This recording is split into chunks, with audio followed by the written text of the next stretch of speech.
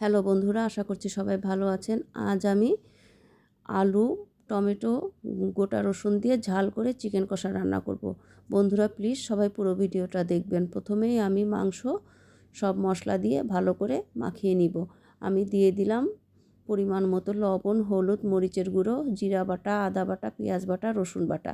বন্ধুরা মশলাটা আসলে এক একজন এক এক রকম খেতে পছন্দ করেন। আপনাদের প্রয়োজন অনুযায়ী মশলা দিয়ে দিবেন। এবার সামান্য একটু সরিষার তেল দিয়ে আমি মাংসটা ভালো করে মাখিয়ে নিব।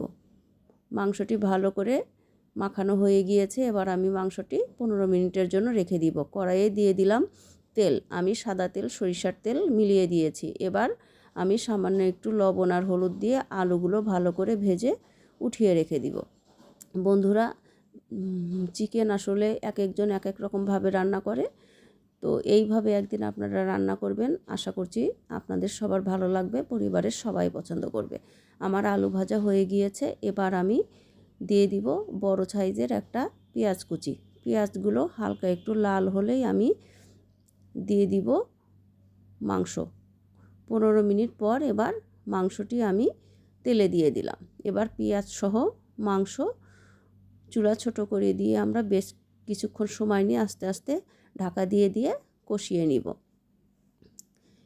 এবার আমি দিয়ে দিব ভেজে রাখা আলু, 4-5টা গোটা রসুন আর বড় সাইজের একটা টমেটো। এবার সব কিছু একসঙ্গে ভালো করে আমরা কিছুক্ষণ সময় নিয়ে কষাবো।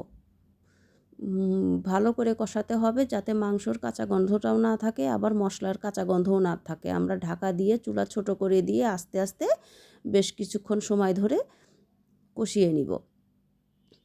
মাংসটা আসলে যত বেশি কষাবেন মাংসটা তত বেশি টেস্ট হয়।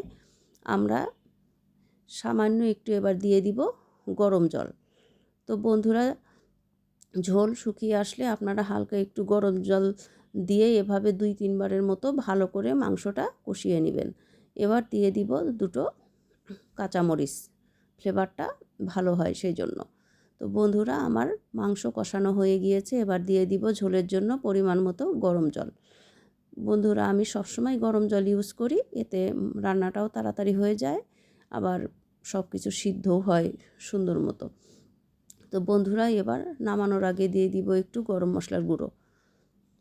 বন্ধুরা, আমার আজকের মতো রান্না কমপ্লিট। আশা করছি এভাবে আপনারা একদিন রান্না করে খাবেন। সবাই ভালো থাকবেন, সুস্থ থাকবেন।